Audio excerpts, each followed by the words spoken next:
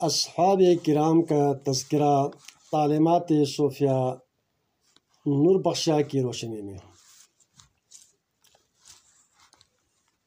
صحابہ کا معنی و مفہوم۔ صحابی کا جمع ہے اصحاب۔ اصحاب کرام کے حقیقی معنی و مفہوم یہ ہے کہ جس نے حضور اکرم خاتم النبیین محمد صلی اللہ علیہ وآلہ وسلم کا دیدار کیا ہو، یعنی آپ صلی اللہ علیہ وآلہ وسلم کو دیکھا ہو اور آپ صلی اللہ علیہ وسلم سے فیض حاصل کیا ہو، صحابی کہلاتا ہے۔ اصحاب کرام کے دینی خدمات اور حضور صلی اللہ علیہ وآلہ وسلم سے محبت و عشق کا تذکرہ قرآن پاک کی کئی آیتوں کے شان نزول اصحاب کرام کے متعلق ہیں۔ جس طرح اہل البیت علیہم السلام کے فضائل و مناقب قرآن کے کونے کونے میں ہیں اور بے شمار احادیث مبارکہ سے ثابت ہیں، اسی طرح اصحاب کرام کے دینی خدمات اور ان کا تذکرہ جو ہے قرآن و حدیث سے ثابت ہے۔ اس کے علاوہ صحاح ستہ و دیگر کتب احادیث سے ثابت ہے کہ حضور صلی اللہ علیہ وآلہ وسلم نے اصحاب کرام کی تعریف و توصیف اور دینی خدمات کی کافی تعریف کی ہے۔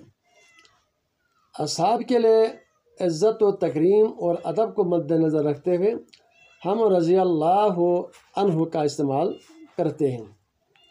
واضح رہے کہ یہ ایک ادبی علمی پہلو ہے کہ رضی اللہ عنہ، رضی اللہ عنہا، رضی اللہ عنہما، رضی اللہ عنہم، رضی اللہ عنہن، یہ اصحاب صحابیات کے لیے ادب کے پہلو کو مد نظر رکھتے ہوئے قواعد کے اصول کو سامنے رکھتے ہوئے ہم اس کا استعمال کرتے ہیں۔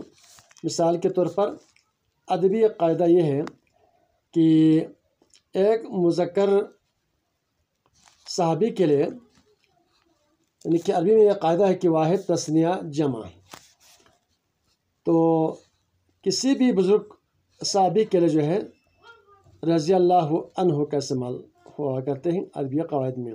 اس طرح مؤنث واحد کے لیے جو ہے رضی اللہ عنہا۔ اسی طرح دو مذکر صحابی ہو یا صحابیات ہوں یا ایک صحابی یا ایک صحابیات میں سے ہوں تو وہاں پر بھی لفظ عنہما یہ مشترک لفظ دونوں کے لیے استعمال ہوتے ہیں۔ اسی طرح مذکر جمع اصحاب کرام کے لیے رضی اللہ عنہم، یوں مؤنث کے صیغے کے لیے صحابیات کے لیے جب استعمال کرتے ہیں تین سے زیادہ ہوں تو رضی اللہ عنہن، ایک عربی اور قواعد کا طریقہ کار ضابطہ کلیہ ہے، تو تذکیر و تانیث کا خیال رکھنا ضروری ہوتا ہے۔ اب ہم آتے ہیں تعلیمات صوفیہ نور بخشا کے تحت اصحاب کرام کا مقام۔ تعلیمات صوفیہ نور بخشا کا ماخذ قرآن و حدیث ہے۔ یہ بات نوٹ رکھیں کہ تعلیمات صوفیہ نور بخشا کے جملہ اعتقادات، عملیات، ورد و وظائف، عبادات سب کچھ قرآن و سنت کے عین مطابق ہیں اور سب سے خوبصورت تعلیمات ہیں جس میں افراط و تفریط، تعصب پرستی، ضد، انا، تکبر، گمان، فرقہ واریت کی بالکل گنجائش نہیں ہے۔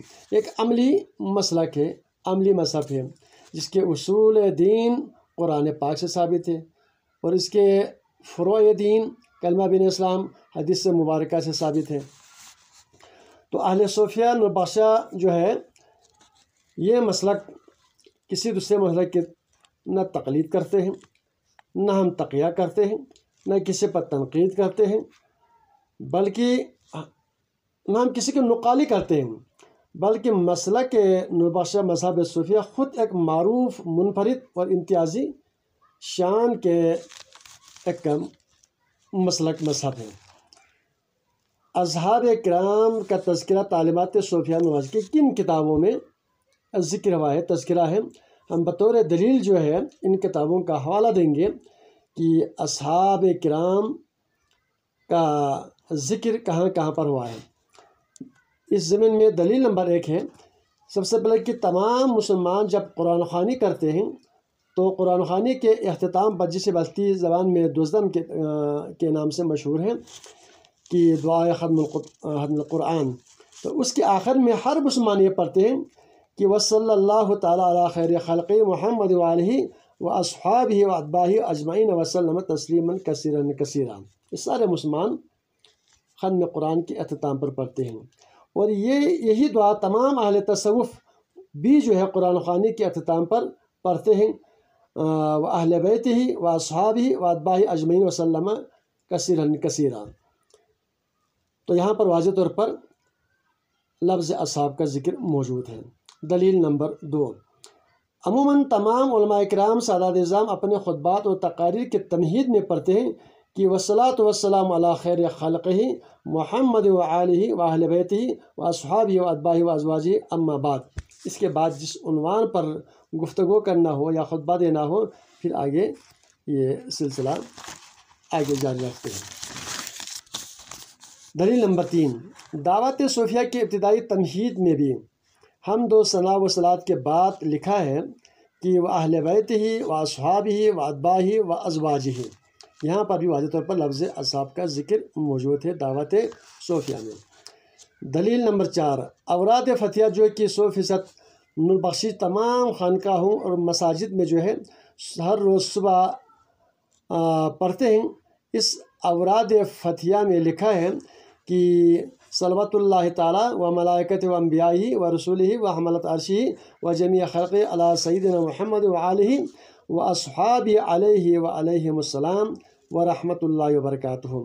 اس کے بعد حضور خاتم النبیین صلی اللہ علیہ وسلم پر خصوصی درود و سلام کے گلدستے پیش کرتے ہیں، جیسا کہ الصلاۃ والسلام علیک یا رسول اللہ سے لے کر الصلاۃ والسلام علیک یا رسول رب العالمین تک۔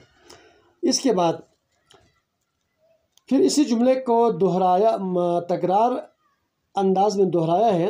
دعوت صوفیہ صفحہ نمبر 140-150 کے درمیان موجود ہے کہ دلیل نمبر 5، درود اکبر جو کہ بہت مشہور ایک درود ہے، یہ درود اکبر کے فیوز و برکات اس درود کے آخر میں لکھا ہے کہ وصلی اللہ علی خیر خلق محمد وآلہ و اصحابہ و ازواجہ و اولادہ و اہل بیتہ الطاہرین۔ دعوت صوفیہ صفحہ نمبر 317 پر موجود ہے۔ اسی طرح دلیل نمبر 6، امیر کبیر سید علی حمدانی شاہ ہمدان رحمۃ اللہ علیہ کئی رسالوں اور کتابوں میں اصحاب کرام کا خصوصی تذکرہ اس طرح کیا ہوا ہے۔ معروف اور ضخیم کتاب منہاج السلوک، زخرۃ الملوک، اس کتاب میں حضرت عمر رضی اللہ عنہ، حضرت ابوبکر رضی اللہ عنہ، دیگر اصحاب کرام کا تذکرہ مختلف راویوں کا حوالہ بکثرت جو ہے دیا ہوا ہے۔ دلیل نمبر 7، امیر کبیر شاہ ہمدان رحمۃ اللہ علیہ کی تصنیف کردہ حدیث کی کتاب زاد العقبہ، مودۃ القربہ، السابین فی فضائل علی، روضۃ الفردوس، ان رسالوں میں یہ سارے کے سارے احادیث کی کتابیں ہیں۔